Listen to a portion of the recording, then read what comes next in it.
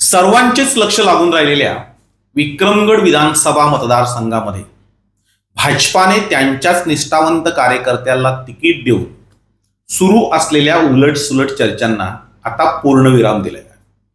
विक्रमगड विधानसभा मतदारसंघामध्ये सुनील भुसारा या शरद पवारांच्या मर्जीतील एका बलाढ्य उमेदवाराला जर हरवायचं असेल तर त्यांच्या तोडीचाच बलाढ्य उमेदवार आपल्याला द्यावा लागेल आणि त्यासाठी प्रकाश निकम यांच्या नावाची चर्चा ही सुरू करण्यात आली होती.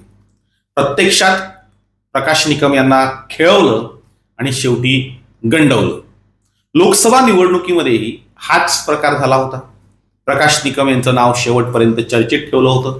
त्यांना आश्वासन दिलं होतं की तुम्हीच उमेदवार असणार आहात. प्रत्यक्षात तो एक रणनीतीचा भाग होता. प्रकाश निकम हे जिल्हा परिषदेचे अध्यक्ष आहेत.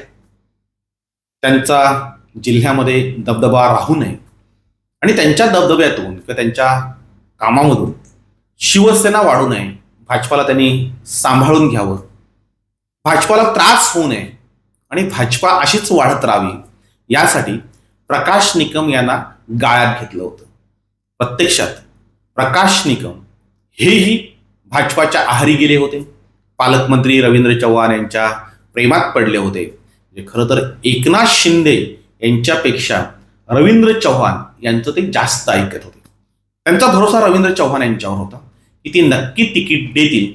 प्रत्यक्षात प्रकाश निकम यांची घोर निराशा झाली. त्यांचं भाजपावर असलेलं एकतर्फी प्रेम हे आता संपुष्टात आलंय. खरं तर त्यांच्यामध्ये आता ब्रेकअप झालंय आणि या ब्रेकअपची परिणिती नेमकी काय होते, ज्या पद्धतीनं प्रेमवीर वेगळे झाल्यानंतर एकमेकांचा सूड उगवतात तशा पद्धतीने प्रकाश निकम हे सूड उगवतील का, ते या निवडणुकीमध्ये उभे राहून आपली ताकद आजमावतील का, याकडे सगळ्यांचं लक्ष लागलेलं आहे. खरं तर भाजपाने ज्यांना तिकीट दिलंय ते हरिचंद्र भोये हे भाजपाचे निष्ठावंत कार्यकर्ते आहेत. त्यांना तिकीट देऊन भाजपाने त्यांचा सन्मान केलेला आहे आणि त्याचबरोबर एकाच दगडामध्ये अनेक पक्षी मारलेले आहेत.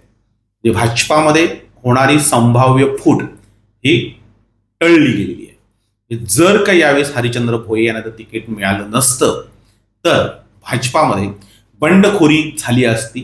तिथे बंडखोरी अटळ होती. कारण सलग 3 वेळा हरिचंद्र भोये यांना भाजपाने तिकीट नाकारलं होतं. ज्यावेळेस भाजपाचा पडता काळ होता त्या काळामध्ये हरिचंद्र भोये यांनी अत्यंत निष्ठेने भाजपाचं काम केलेलं आहे.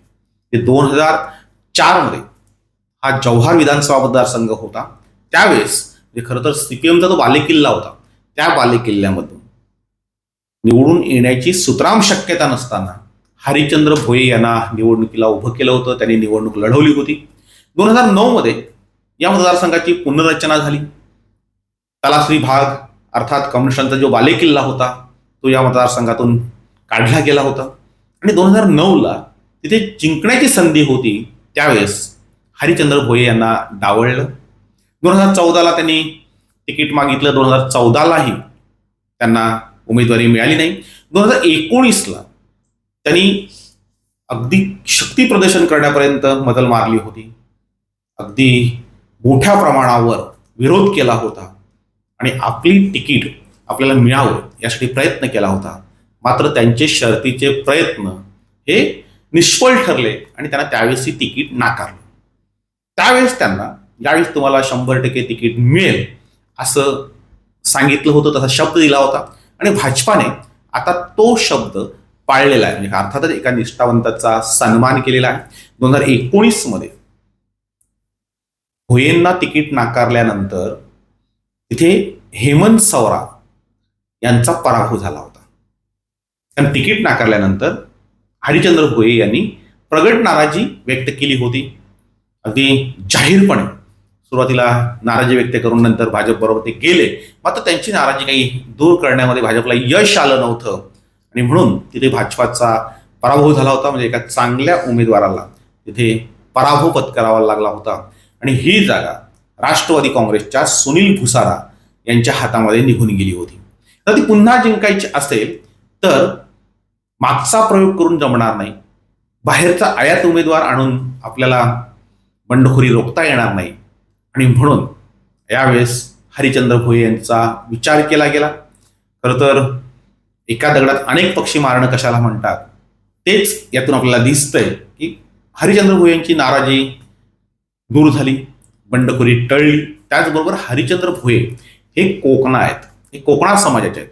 कोकणा समाजाची एकतर्फी मतं ही सुनील भुसारा यांच्या पारड्यात जाऊ नयेत म्हणून त्या मतांची विभागणी करण्यातही आता भाजपला यश मिळालंय, पक्ष फुटीपासून वाचलाय. आणि त्याचबरोबर प्रकाश निकम यांचे पंख छाटण्यातही भाजपाला यश आलंय. प्रकाश निकम हे या मतदारसंघातील मातब्बर उमेदवार आहेत.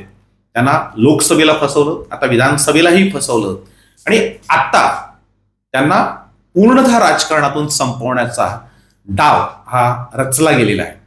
मात्र प्रकाश निकम हे जर अपक्ष उभे राहिले तर भाजपला फटका बसू शकतो. म्हणजे भाजपाच्या तंगड्या भाजपच्याच गळ्यात, हे अशी परिस्थिती प्रकाश निकम हे करू शकतात. मात्र ते करतील का, यावर सगळ्यांचंच प्रश्नचिन्ह आहे. म्हणजे आज तिकीट जाहीर झाल्यानंतर प्रकाश निकम यांनी पत्रकार परिषद घेतली आणि तिथे मी उभा राहणार असं त्यांनी जाहीरपणे सांगितलं. त्यांच्यासोबत महायुतीतील शिवसेनेचे सगळे पदाधिकारी उपस्थित होते.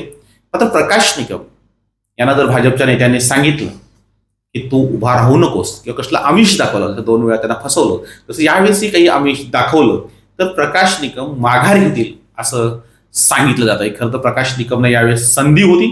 2014ला ज्यावेळेस प्रकाश निकम लढले त्यावेळेस विष्णू सवरा यांच्या विरोधात अगदी थोड्या मतांच्या फरकाने त्यांचा पराभव झाला होता. त्यावेळेस विष्णू सवरा यांना 40,201 एवढी मतं मिळाली होती, तर प्रकाश निकम यांना 36,356 एवढी मतं मिळाली होती. म्हणजे 3,845 मतांनी फक्त त्यांचा पराभव झाला होता. आणि त्यावेळेस प्रकाश निकम यांची ताकद फारशी नव्हती. मात्र शिवसेनेने त्यांना तारलं होतं. त्यावेळीही सुनील भुसारा हे उभे होते. मात्र सुनील भुसारा हे 3ऱ्या क्रमांकावर गेले. 32,053 त्यांना मतं मिळाली होती आणि प्रकाश निकम यांना त्यांच्यापेक्षा 4,303 मतं ही जास्त होती. आता काळ बदललाय. प्रकाश निकम हे जिल्हा परिषदचे अध्यक्षही आहेत, त्यांनी कामही केलेलं आहे, लोकांच्या मध्ये त्यांचा संपर्कही आहे आणि गाठीशी मजबूत पैसाही आहे. म्हणजे ते अपक्ष उमेदवार जरी उभे राहिले तरी दोन्ही उमेदवारांपेक्षा ते जास्त खर्च करू शकतात. अशा पद्धतीने त्यांची अर्थव्यवस्था आहे. त्याच्यामुळे प्रकाश निकम 2014ला जो निसट्टा पराभव झाला त्याचा वचपा आता काढू शकतात का, किंवा काढण्याची संधी ते गमावतील का, याकडे सगळ्यांचं लक्ष लागलेलं आहे. यावेळेस त्यांना जर भारतीय जनता पार्टीने जर तिकीट दिलं असतं तर मात्र सुनील भुसारा यांना ते अडचणीचं ठरलं असतं. शिवसेनेकडे जर हे तिकीट गेलं असतं तर प्रकाश निकम हेच उमेदवार असते, किंवा ज्यांचा हक्क होता त्या राष्ट्रवादी काँग्रेस अजित पवार गटाला तिकीट मिळालं असतं तरी सुद्धा प्रकाश निकम यांचा विचार केला गेला असता, अशी ही चर्चा होती. प्रत्यक्षात राष्ट्रवादी काँग्रेसचा हक्कही डावळला गेलेला आहे. पूर्ण महाराष्ट्रामध्ये जिथे ज्यांची जागा आलेली आहे तिथे त्या पक्षाला तिकीट देणं हे अपरिहार्य होतं आणि तसाच तो फॉर्म्युला होता. मात्र इथे भाजपने आपल्याकडे ही जागा खेचून घेण्यात यश मिळवलंय. राष्ट्रवादी काँग्रेसचे कमलाकर धूम हे इच्छुक होते. कमलाकर धूम आणि प्रकाश निकम, वेळ आली तर प्रकाश निकमनाही तिकीट दिलं गेलं असतं असं चर्चा होती. मात्र भाजपने ते तिकीट घेतल्यानं आता हरिश्चंद्र भोये हे या तिकिटावर निवडणूक लढवतील आणि प्रत्यक्षात म्हणजे आत्ताचं जे चित्र आहे त्यानुसार हरिश्चंद्र भोये विरुद्ध सुनील भुसारा असा हा सामना रंगणार आहे.